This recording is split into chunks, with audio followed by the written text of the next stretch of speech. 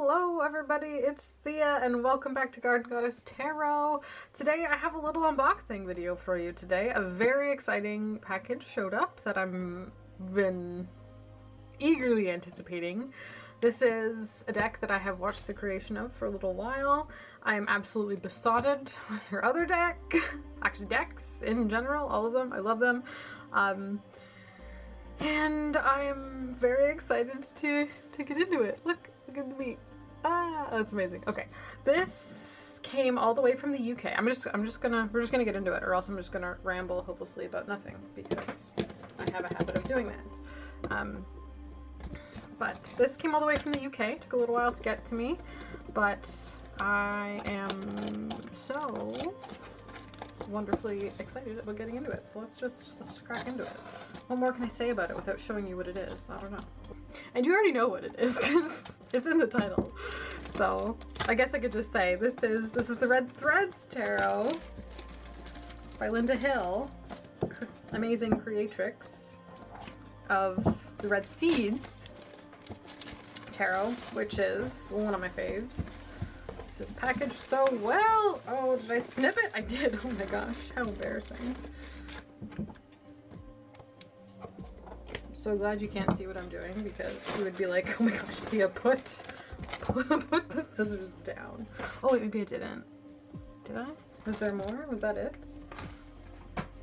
I feel like I might have snipped this, which might be a not particularly great omen, but that's okay. Maybe not. Maybe it's open like that. Anyway, ooh, okay. So this deck is called the Red Threads Tarot, and it's based on the myth of Ariadne and Dionysus, or Dionysus in general. Ariadne, like the whole surrounding of it. Sorry, I'll also show. Linda Hill is the creatrix of the Red Seeds Tarot. It's right here. Am besotted with this one, as I say. This is the this deck is based around the Eleusinian mysteries of Persephone and Demeter. A host of other gods show up. They take us on a trek to experience the beauty and the magic and the majesty of ancient Greece through this colorful, visceral, geometric, evocative art. I'm into it. This deck is amazing. The book is beefy and wonderful as well. So had to, when I heard my boy Dionysus was gonna be present again for this one, I thought, hey ho, let's do it. Alrighty. It's always so well done. It's incredibly packaged and wonderful. Okay, so this is the whole experience. Ariadne and Dionysus. Where do we start here?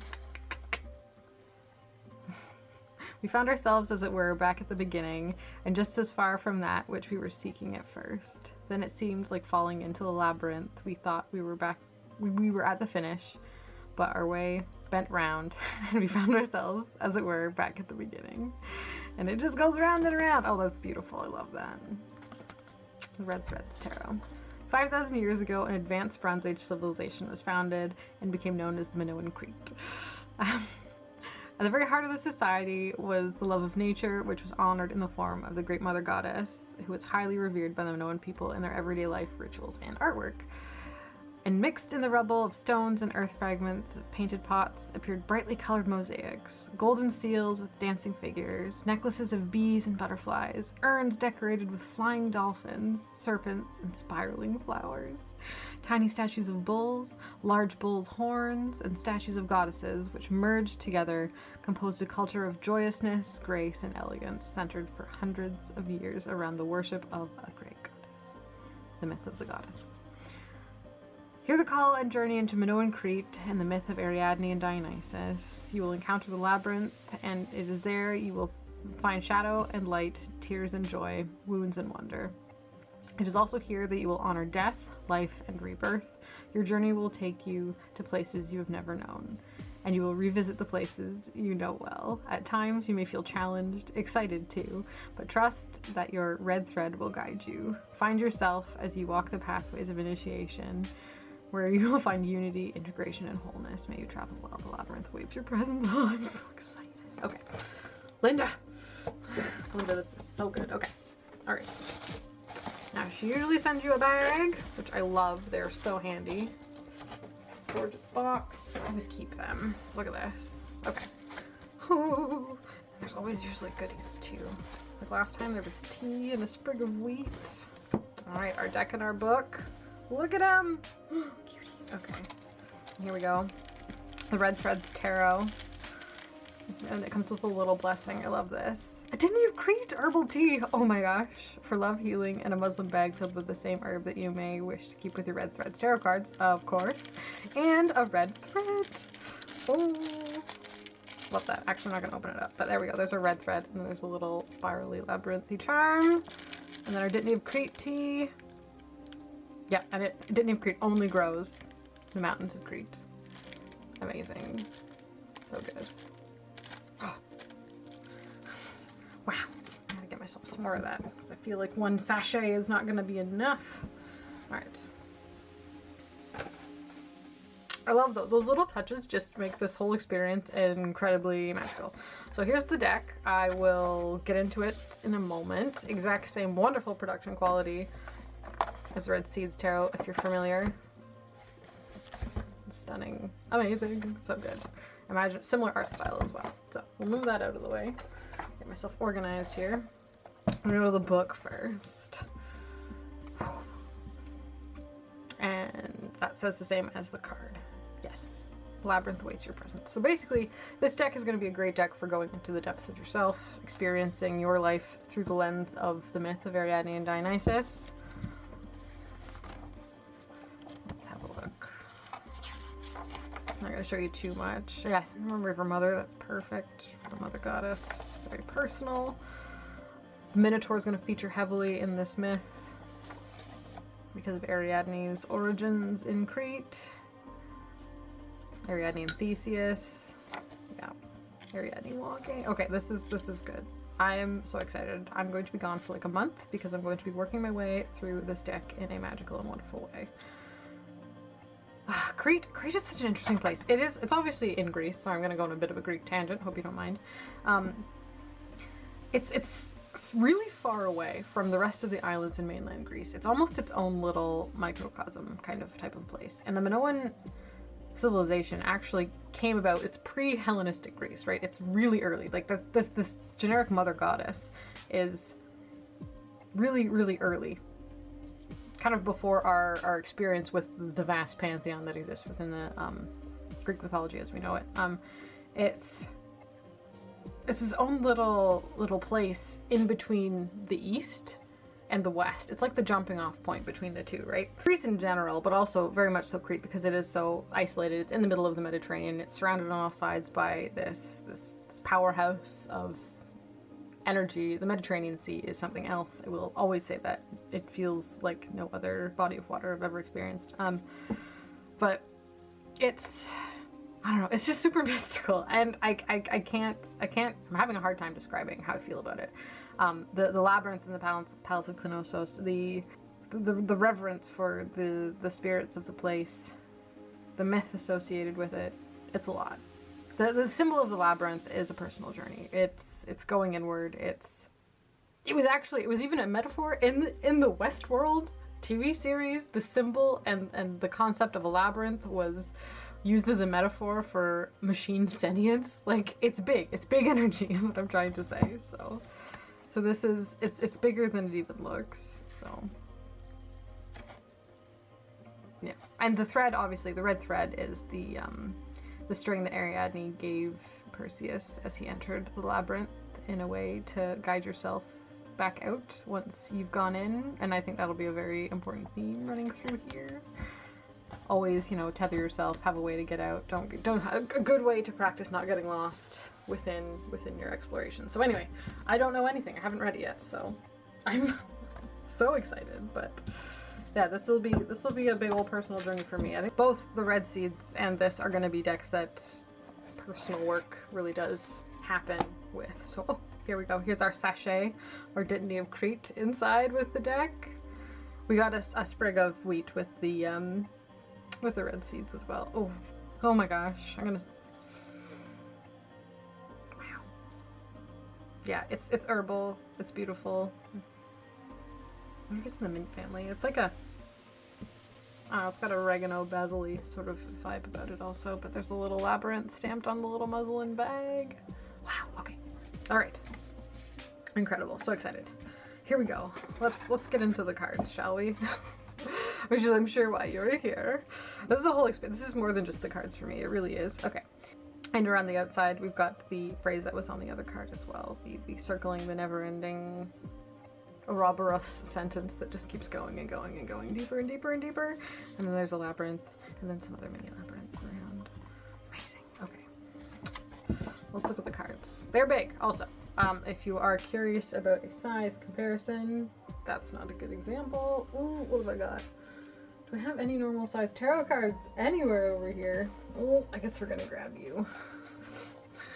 Here we go. Here's a normal size tarot card in comparison. Here's our Fool. This is the Dancer.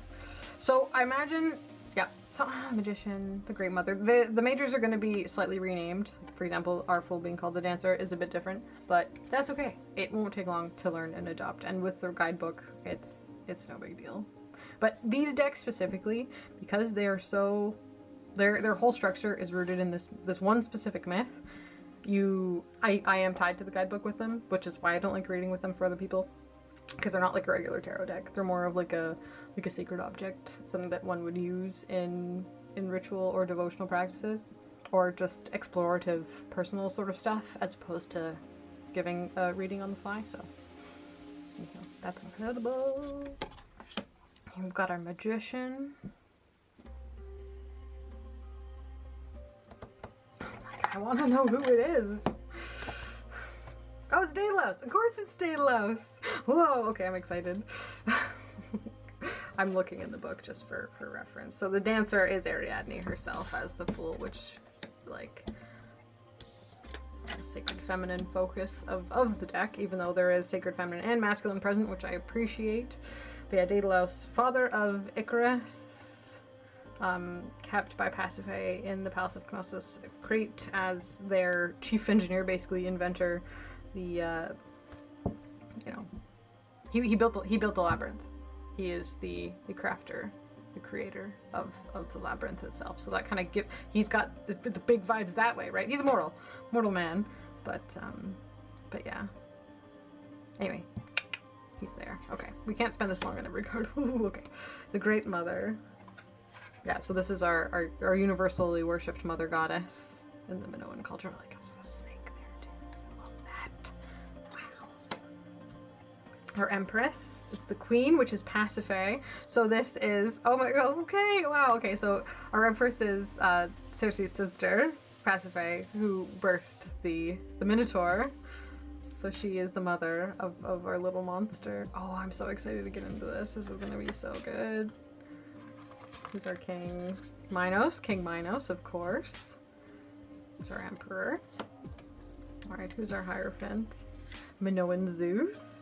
Beautiful. He was sent to Crete to grow up as well, so he has a very strong presence in there. His youth and his learning and teaching, the place where he learned everything that he knew, was in Crete as well, so that's perfect. Of course, Linda knows what she's doing.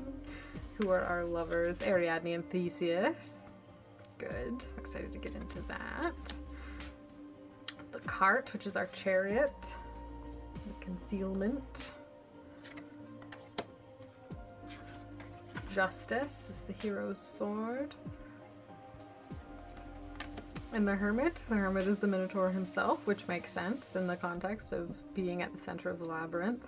You know, constantly, your own company is what you've got forever. So that's an excellent reference there. Oh, also I should say the numerical symbols on this are not modern ones. They are, I imagine, they're ancient Greek symbols for numbers. So. Like individuals are dashes, so like there's our 9 right there, and then so this is 10. And the wheel in this case is the labyrinth. Cool. Pathways of the soul. Strength is at 11. Yeah, justice was 8, strength is 11. Note is good. Don't mind at all. The red threads, that which pulls us out. Nice. Hanged priestess, hanging by a thread, is our hanged man. Death is Asterion himself. Wow, okay. I'm not gonna get into too much. I want to leave lots of secrets. Hair's temperance. The keywords of that one is the dissolving.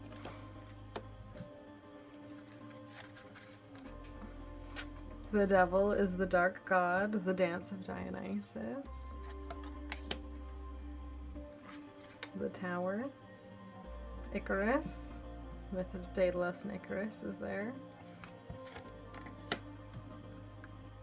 The star is Asterion as well again. So his name is a reference to the night sky and stars upon it. And then the Greek word for stars. So that makes sense. The moon is Semele. Well, it's actually Dionysus again. It's talking about him as the life force energy and the masculine principle and that which is centered in our lives. Excellent. Okay. Bit of ego. I like that though. It's good. Hence the grapes. Symbol of Dionysus. Our judgment card is rebirth. We've got the Trinity. Ooh.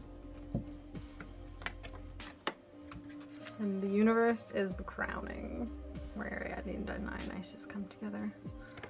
Beautiful. Alrighty, and we're into the minors. So the pentacles are called discs in this case, and they're a representation of the Minoan civilization. So there's the ace, the 2, Cretan bull jumping. Love that. 3 of discs, 4 of discs. 5 of discs. I know that one's about the eruption at Akrotiri. Interesting. 6 of discs.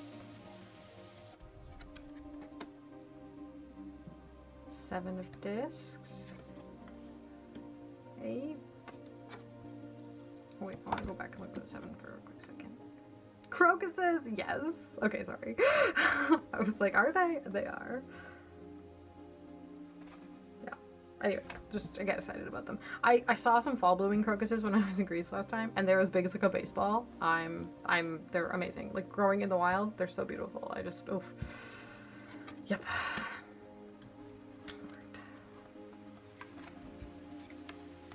And the 9. And the 10. Goddess of Discs. And our Goddess of Discs is, I think it's our page. Goddess God. Goddess. Oh, okay. Ooh. Interesting. Okay, so this will make the quartz a little bit different. God. All right, so this is very interesting. So the quartz are not the same in each of the suits. I'm open to it. I'm open to it. This deck is going to be an experience, and like I said, it's not one I'm just going to randomly read for people. It's using myth to explore yourself through the lens of tarot, and tarot is just like a structure that it's kind of based around, but it really is its own thing. So in the pentacles or the discs, it's gods and goddesses. So there's bird goddess, god of discs is Dionysus, goddess of discs is a poppy, and then another goddess of discs, snake. So I imagine like this will be the king, this will be the queen related one, that one will be the knight, and then that'll be the page, respectively. But they're going to hold within themselves their own energies more strongly than that of the tarot associations. So just imagine to keep that firmly in mind. Oh, these are beautiful though. Ace of Threads. So threads are our fire suit. Yeah, obviously. And it's the red knot, the thread itself. That which leads. I love that for the wand suit. I really do. And there's the 2, 3, 4. I feel like I just want to read this whole book to you, but I can't. You've got to experience it for yourself. The 5 of threads. 6, 7, 8. And the 10. Okay, and for the quartz, we have the Witch of Threads and Cersei here. Love that she showed up. Another Witch of Threads, and this is Crete, I imagine it's about. Hold on. Is it about the place itself? Is she the spirit of place? This is Crete, and she's married to Helios and was mother to both Queen Pasiphae and her sister Circe. Is that who it is in my brain? I'm trying to think. She was a Nereid, wasn't she? Hold on, I need to Google. Okay, because I am under the understanding that Circe and Pasiphae's mother was Perseus, Perseis. She's got it as Crete here, which I don't know if it's another name for her. I'll have to look into it. Very interesting. But again, myths overcross and do weird things all the time. But the whole point is that'll be her. That's Circe and Pasiphae's mother. So she's like a grandmother figure. Okay. Witch of Threads, Medea. Nice to see her there. That would be our Queen of Wands. But for me, I think it'll just be more like, oh, that's Medea. She showed up and her message is related to her myth. And it's in the wand suit and it's a court card. I don't see like the hierarchy of the courts in any way really present here. So we've got Cassiphone here, daughter of Circe and brother of Telegonus. Very cool. Yeah, I wonder if all of these have like a lineage. Seems very, I'm getting ancestor work vibes a little bit through here as well. Because they're all kind of tied together in their own little way, but of course. Alright, our swords are blades. Labyrinth, sword, and the bull. So the Labyrinth is another symbol of Minoan Crete. It's the double-edged sword that you often see. And it'll be our air suit. Two of blades. Horn. Oh, Ace was horns of consecration. Two of blades is brute force. Yeah, that's like it's a little bit like the two, but not really. Three of blades, pierce heart. Again, a little bit similar to our tarot, but it'll have its own. It'll go its own way. Here we're talking about like Zeus and Europa, for example. So very interesting. Four of blades, rest a while. Five of blades, sorrow. That one does have just the posture and position. A little bit RWSy. Six of blades, crossing the water. Okay, I'm getting a little bit of the similarities there. Seven of blades is betrayal.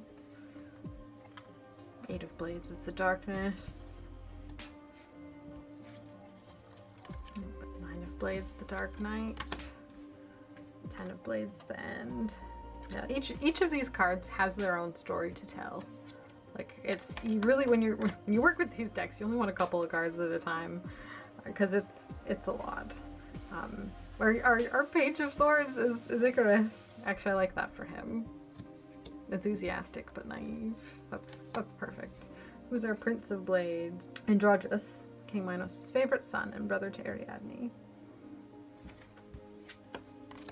King of Blades is Theseus himself. And our Queen of Blades is Phaedra. And then our, oh, cups are cups, like that. And then here we get a bit of a love story.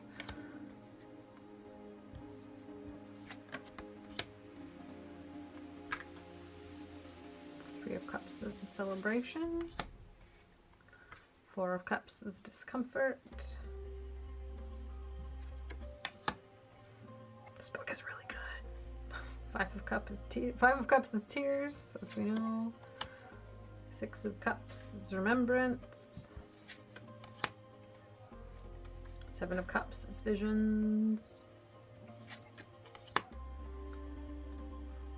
Eight of Cups is release. Always love an Eight of Cups. Nine of Cups is life's pleasures. 10 of Cups is completion. And we have a priest for the Cups page. There's libations. Priestess with the purple dye. Interesting. And we've got a god. God of Cups is Dionysus. And the Goddess of Cups is Ariadne. Beautiful. That's that. So, a very untraditional structure, I will say. But I think with this deck, it is still a tarot, and it still carries, like, carries within it the energies of tarot. But it really goes its own way, and it has its own story to tell that you can't find in a regular tarot. Like, this beautiful deck is going to be a deep and powerful personal journey. There's no way it could not be. And it's a deck that I will use slowly and carefully and meticulously, and really get to know on a personal level, like a card at a time. It might be a daily draw kind of deck, and just almost as a way to be in that space and explore the energy of these myths, instead of in like a flashbang, pull lots of cards kind of way, but in a slow, methodical, just as one would naturally walk a labyrinth, right? Slowly, intentionally, open, curious, looking for what's hidden inside. So anyway, that's the walkthrough. That's the first impressions. That's the unboxing. That's whatever it is, whatever this is. I'm sure I will get back to you in due time with my experience working with it. But yeah, no, Linda, this is beautiful. This is incredible. This stands up to the other deck. It welcomes it into the family. They're cut from the same cloth, and I'm so glad to have been able to experience it. I'm so glad I bought this as soon as I did. I think it'll be great to do this summer and going into fall, experiencing